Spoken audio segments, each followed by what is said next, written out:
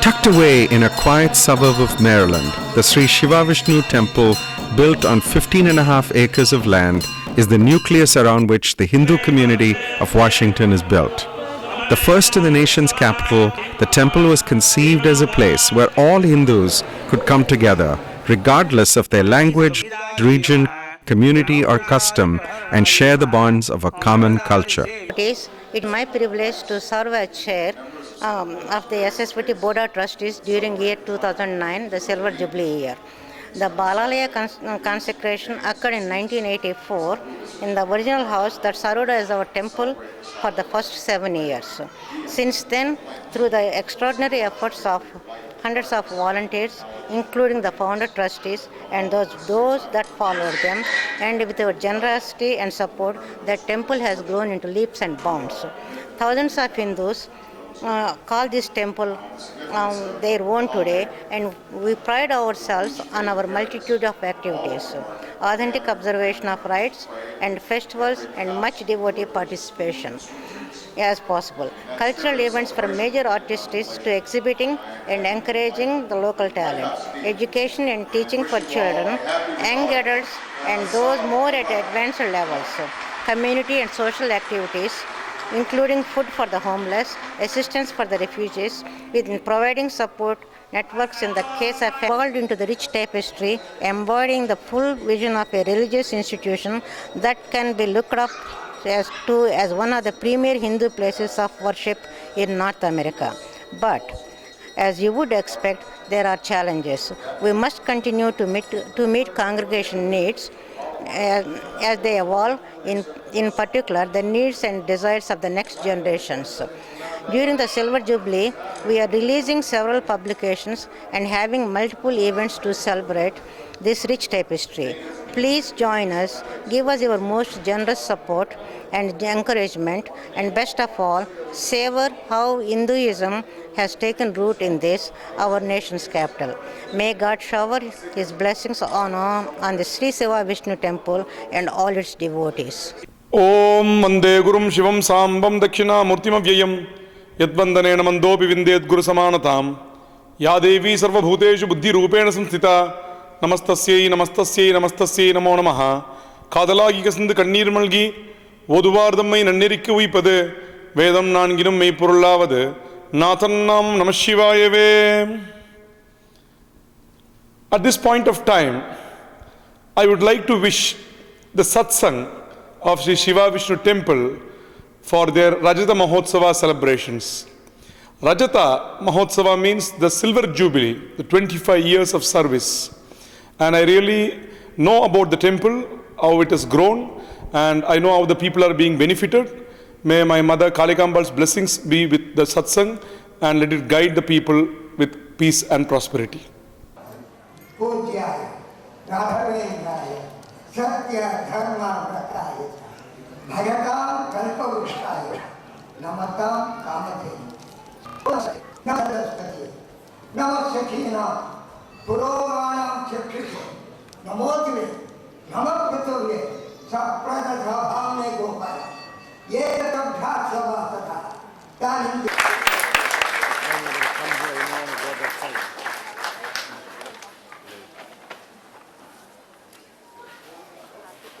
only a few words. I don't want to detain you here because you are being invited by your dining hall. You are all arguing. Anyhow, I would like to say a few words. For the past 25 years, the Hindu community here, I don't know how many people, have been dreaming against a dream to see a unified temple of Lord Shiva and Vishnu.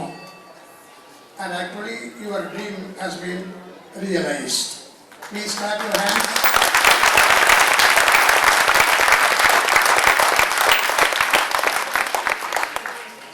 What actually as a designer and builder I might have felt when the two great acharyas poured jointly the Abhishek water on the Stupis. Actually, the water percolated down from the shikara, but you could not have watched me. I was at the fag end of the crowd. My tears rolled down the cheeks because my ambition has also been fulfilled, and it has been my dream to have a kind of unified temple of Lord Shiva and Vishnu with one single tower, because I have already built number of Shiva Vishnu temple in India and also here in USA. But this is very, very unique in the sense you will find these two lords coexisting. There is another indication, my dear sir. Your Ananda Padmanabha Swami is actually putting his hand on what? Lord Shiva. He has already unified. Gods are unified, but we were not unified. Ssvt, Department of Interior. Tammy Duckworth, Veterans Affairs. Ivan Fong, Homeland Security. Stuart Ishimaru, EEOC. Howard Koh, Health and Human Services. Harold Koh, State Department. Rajiv Shah, Agriculture. Matthew Stanislaus, EPA. Reyes Su, State. Of Diwali, the Festival of Lights, when members of some of the world's greatest faiths celebrate the triumph of good over evil. This coming Saturday, Hindus, Jains, Sikhs, and some Buddhists here in America, around the world, will celebrate this holiday by lighting diyas, or lamps, which symbolize the victory of light over darkness and knowledge over ignorance. And while this is a time of rejoicing, it's also a time for reflection, when we remember those who are less fortunate and renew our commitment to reach out to those in need. While the significance of the holiday for each faith varies, all of them mark it by gathering with family members to pray and decorate the house and enjoy delicious food and sweet treats. And in that spirit of celebration and contemplation, I am happy to light the White House diya and wish you all a happy Diwali and a Sal Mubarak. So,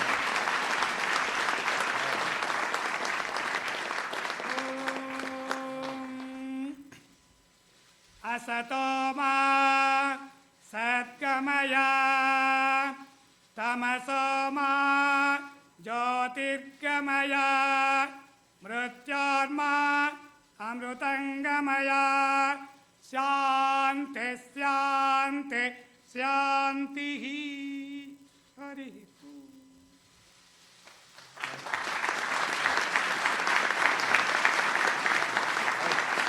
The dream was that one day in the capital of the United States that there is a center of Hinduism which will reach far beyond just the tenets of Hinduism, but more to the upcoming generations, not just for Hindus but across the different communities. Idea for a Hindu temple in the nation's capital really started in 1976 among a few friends.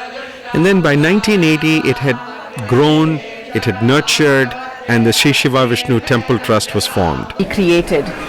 The deities are just presented so beautifully, and it creates a very pious environment.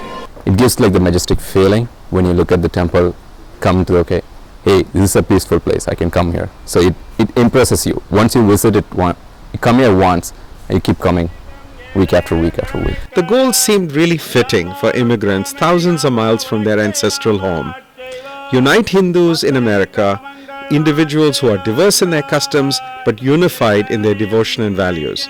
Find a place and create a place where Hindu culture can thrive among immigrants, their children, and their children's children.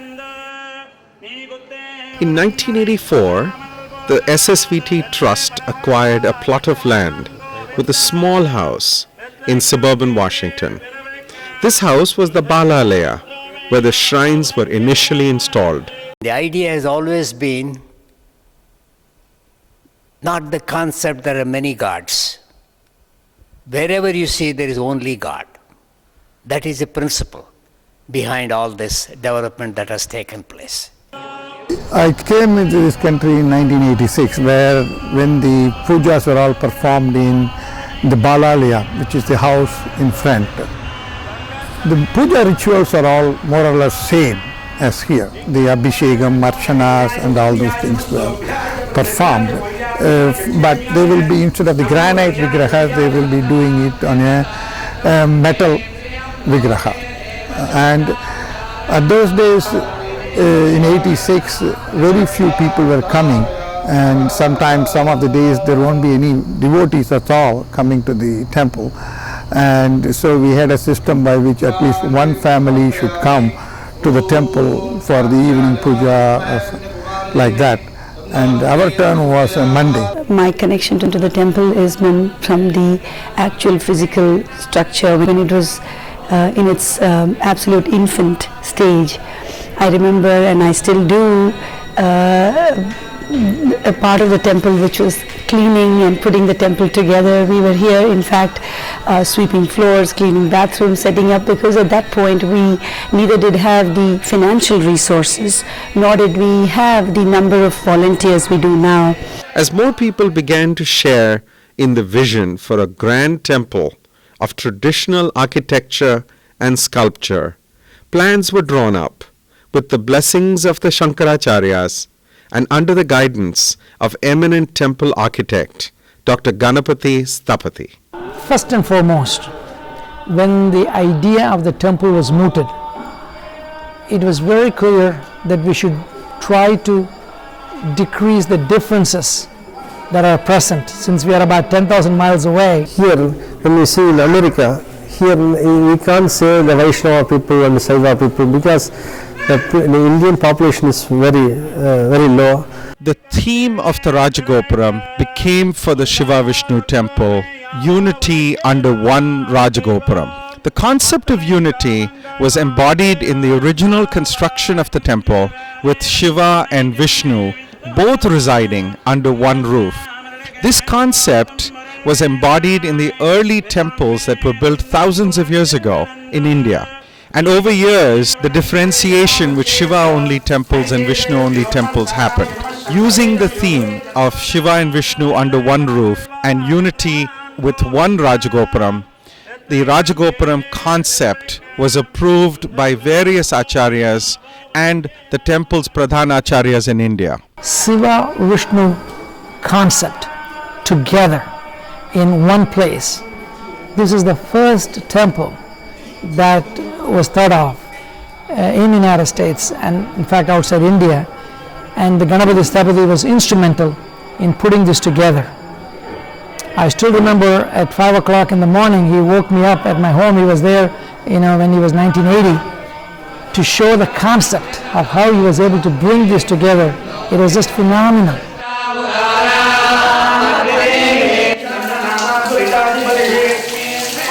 Then if we divide Shiva Vishnu, then we cannot build such a big temple or nothing. That's why the people, they want built together with Ssvt people and Vaishnava people together they want to build. Then we thought, why not we go for Shiva Vishnu temple, because Shiva idol, the Parivara will come around, and Vishnu temple, the Parivara deities, the substrains will come around, so that why not we go for Shiva Vishnu temple. Then they finalized to have a Shiva Vishnu temple here. This is one of the unique temples in the world, not the only one, but one of the unique temples, in the sense we are trying to integrate both the Shiva worship as well as the Vaishnava worship.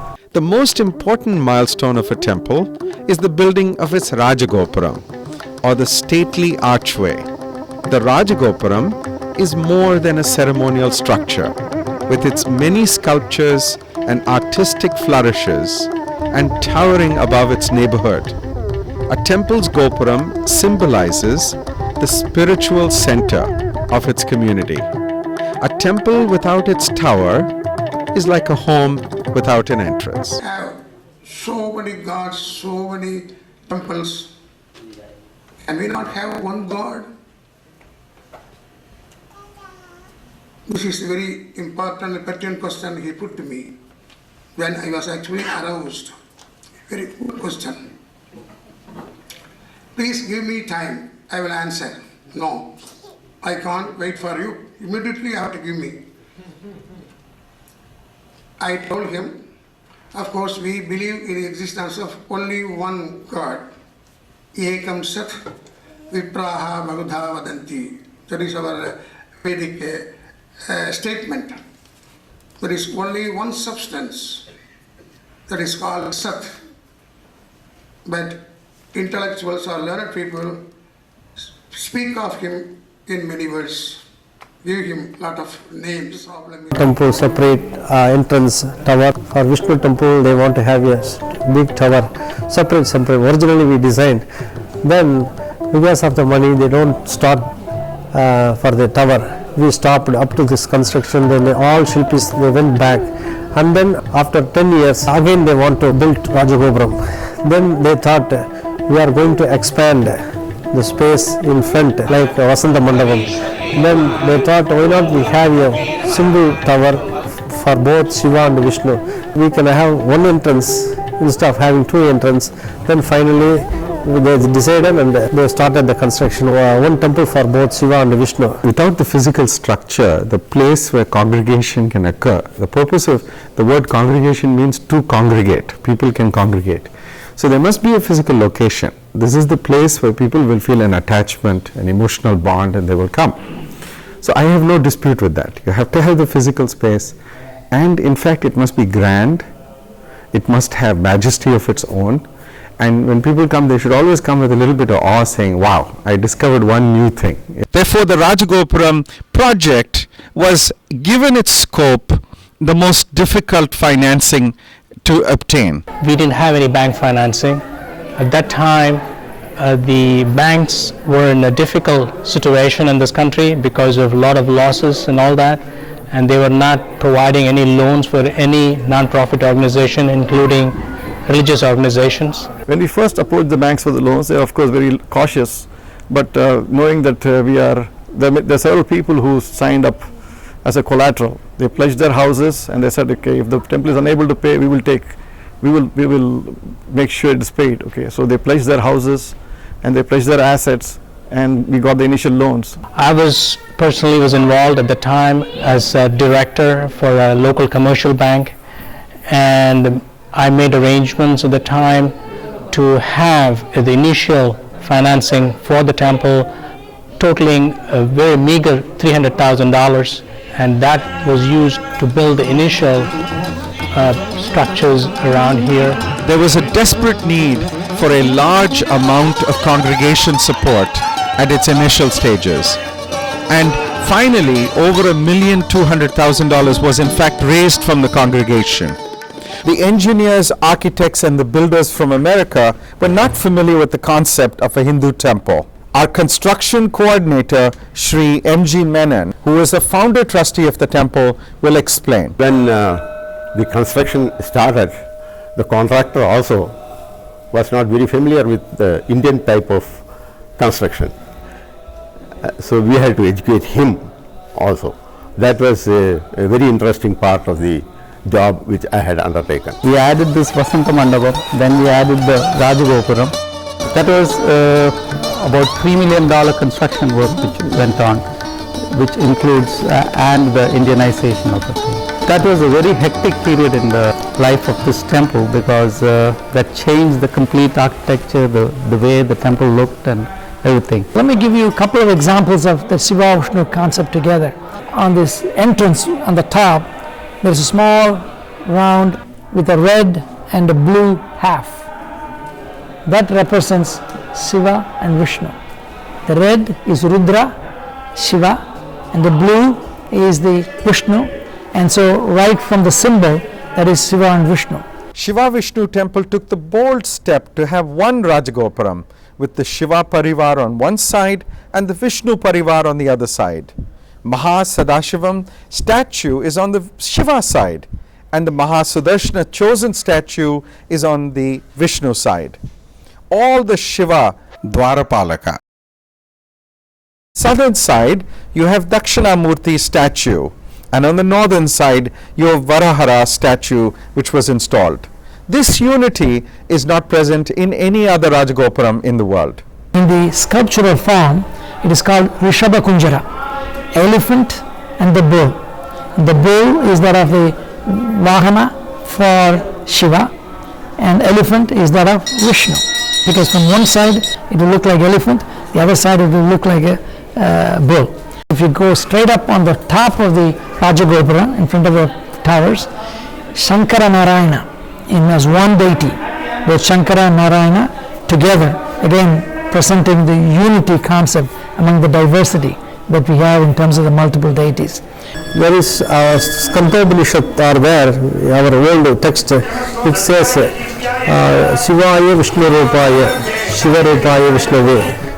And one more sloka is there, Shivasya Hritam Vishnuho, Vishnucha Hritam Shivaha. Shiva itself is form of Vishnu and Vishnu is also in the form of Shiva. In the heart of Shiva, Vishnu is living.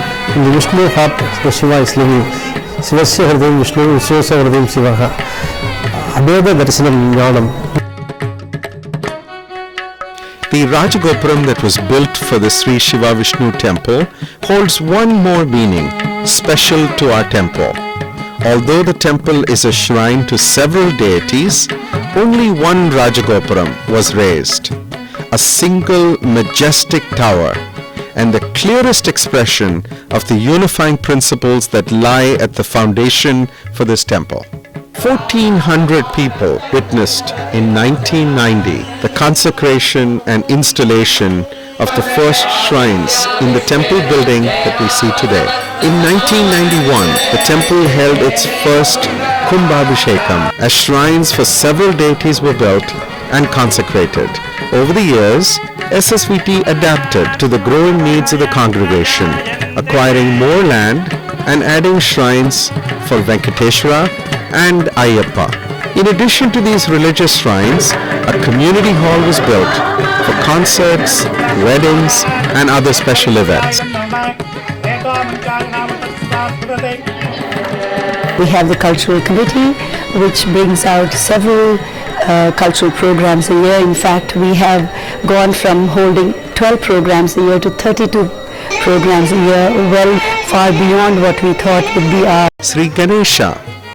Ganesha is the son of Shiva and Parvati. As an aspect of Godhead, he is identified with Om, the primordial sound. As Vigneshwara, he can remove all our obstacles. So we